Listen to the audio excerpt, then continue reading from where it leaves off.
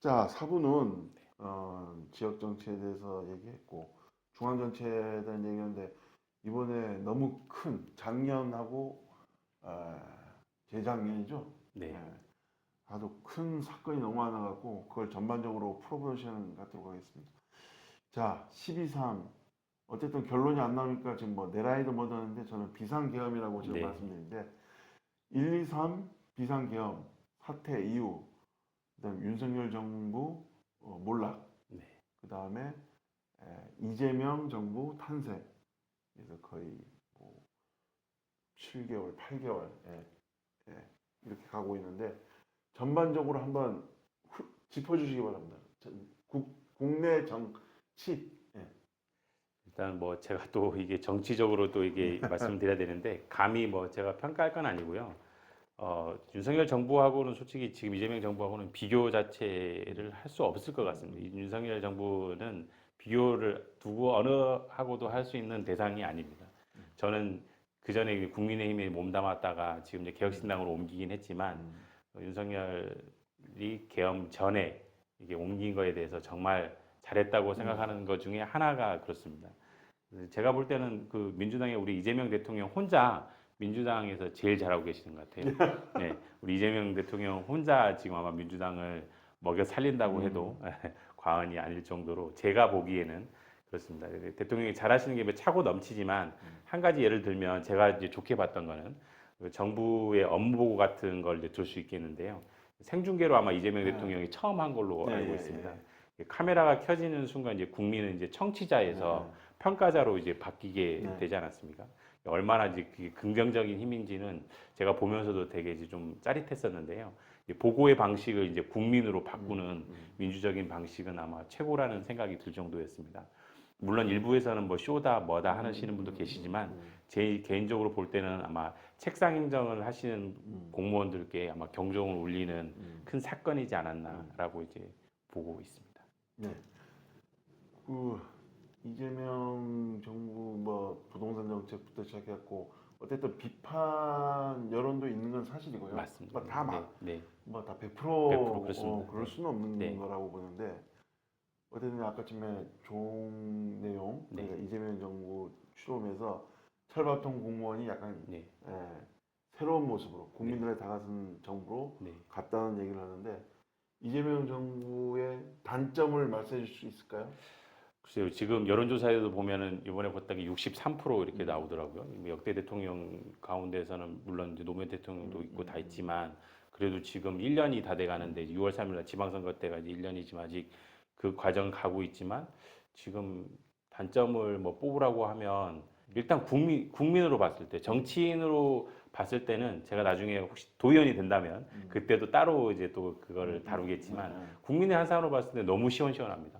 너무 시원시원하고 그냥 언론의 예전에 그전 정부 또 얘기하기 싫지만 어쨌든 윤석열 정부 때만 해도 이게 뉴스를 보면 솔직히 뉴스도 보기 싫다라고 해서 꺼버리시는 분이 대부분이었고 언론에서 그 윤석열에 대한 기사 같은 것도 클릭도 안 하는 시장이었는데 지금은 집에서 뉴스를 보면서도 그냥 웃으면서 이렇게 볼 수 있는 그런 게 너무 좋은 것 같습니다. 단점이 어떤 얘기네요? 제가 그냥 국민으로 봤을 때는 63%가 지지를 해주는데 물론 37%가 싫다고 싫은 게 아니죠. 무응답도 있었고 무응답도 하지만 있고, 예. 예. 그렇지만 그 부분들이 싫다는 부분도 정확하게 어떤 내용인지를 모르는데 제가 그냥 봤을 때는 뭐 그냥 독불장군식으로 밀어붙이는 그런 정치 스타일이 저는 오히려 더 좋게 보여집니다. 네. 어쨌든 간에 어려울 때는 영웅이 난세 영웅이 탄생해갖고 네. 어는데 약간 그 이면에는 약간 그 카리스마, 네. 독불 장군, 불도저 시기에 이 박재 대통령이 네. 뭐 다른 거 밀어붙여갖고 지금의 네. 경제 기반을 그거는 뭐 여야를 밀어나고 인정하는 거니까 네. 그 중에 뭐 어떤 무슨 정치, 어떤 정치 뭐 자기 중심의 정치를 해버리니까 그게 논란이 된 건데 네. 자 제가 그 들은 거는 뭐냐면 뭐 요즘 너무 제주 경제 어렵지 않습니까? 네. 그런데 맞습니다. 에, 어쨌든 어려운 분들이 소상공인들이 네. 담보 네. 대출을 받기 위해서 네. 은행 가면 은행벽이 너무 높아요. 네. 그런데 이게 윤석열 정부 때보단 이재명 정부에서 왜냐하면 영혼까지 끌어모아갖고 주식을 사고 주택을 사고 이걸 막겠다는 의미는 좋은데 네, 네. 그건 돈 있는 사람은 이렇게지 돈 없는 사람들은 너무 경제가 안 좋으니까 대출을 받아서라도 어쨌든 가정을 꾸리고 사업장을 꾸리고 이렇게 하는 저도 뭐 사업자의 한 명이지만 네.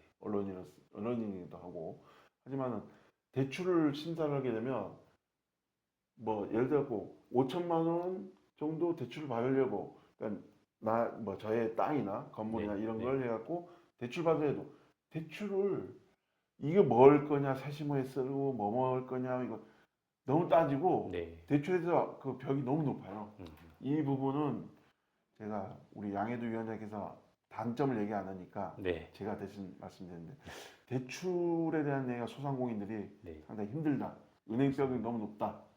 저도 그 얘기는 많이 듣긴 했는데 실질적으로 꼭 필요한 사람들이 당장 써야 되는데 그리고 집 한 채 있는 분들이 집을 사가지고 가고 싶은데 은행 턱이 너무 높다 보니까 이거는 조금 뭐 덧붙이자면 지역이나 이런 거를 서울에 잣대를 대가지고 제주도에 그렇죠. 외곽지까지 그렇게 잣대를 똑같이 두면 그 부분은 조금 나중에 수정할 부분이 있다고 생각은 하는데 아마 대통령님이 지금 하고 있는 부분에 대해서 그 부분도 지금 당장 집값을 안정시키고 나서는 그런 규제를 차근차근 풀어줄 것 같고 나중에 이제 지방선거에 대해서 도지사 누가 될지 모르겠지만 정부에 적극적으로 건의해서 그런 부분도 아마 평균을 맞춰가는 게 저는 맞다고 생각합니다. 제주도정에 대해서 이것에 비판을 할 게 뭐냐면 제주도에서 보도자료에는 뭐 소상공인에서 뭐 얼마 하겠다 뭐 제주은행 농협하고 해서 뭐 MOU 체결해 갖고 뭐 소상공인을 돕겠다는데 소상공인들이 막상 가면 서류가 너무 많아요. 네,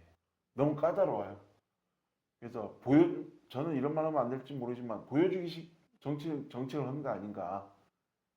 뭐 소상공인이 뭐 망하면 돈을 어떻게 받냐 막 그런 식인데 도와줄 거면 지금 심지어 무너지지 않을 거라는 노영 아라 쪽에도 네. 1층에 임대가 많아요. 맞습니다. 그건 진짜 정말 네. 맞는 말씀이십니다. 지금 외도동만 가더라도 음, 제가 그 지난번 선거할 때만 해도 빈 점포가 진짜 하나도 없었거든요.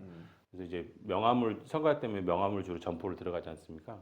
그래서 그 점포를 다 돌고 나오면 두세 시간이 걸릴 정도로 그 한 지역에만 그렇게 이게 점포들이 다 차 있었는데 지금은 가보면 빈 점포가 너무 많습니다. 그래서 그런 부분은 정말 문턱을 좀 낮춰줘가지고 도민분들이 다시 열심히 또 살아갈 수 있게끔 이런 걸 조금씩 좀 낮춰주면 좋겠습니다. 선거 앞다툰 상황에서 선심성으로 보이는 행동 이건 아니라고 보거든요. 실질적으로 제 생각에는 소상공인들하고 직접 얘기를 하는데 서류상으로 어느 정도만 되면 도와줄 때 확실히 도와줬으면 네, 그렇게 해줬으면 고맙겠습니다라는 생각이 들고 그분들은 어쨌든 세금 내는 분들이고 네. 그러다 보니까 힘들 때 도와줘야죠. 네, 맞습니다. 네. 그 부분은 동감합니다. 뭐 차 없는 거리나 이런 보여주기식 행사에만 쓰지 말고 진정으로 도민을 위해서 소상공인을 위해서는 정책 필요하다고 봅니다. 네. 이상 마치도록 네. 하겠습니다.